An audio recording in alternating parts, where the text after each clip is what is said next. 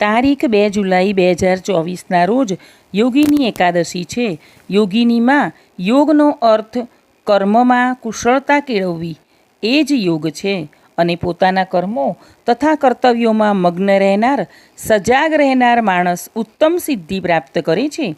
આજે ત્રિપુષ્કર યોગ અને સર્વાર્થ સિદ્ધિ યોગ રચાઈ રહ્યો છે, જે ખૂબ શુભ મનાય છે. આ દિવસે ભગવાન વિષ્ણુની પૂજા આરાધના કરવામાં આવે છે.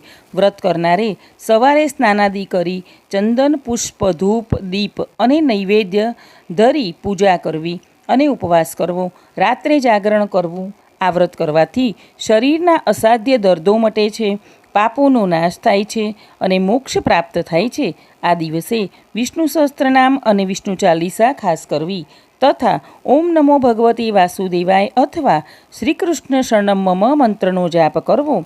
ચેનલને લાઇક, શેર અને સબસ્ક્રાઈબ કરજો.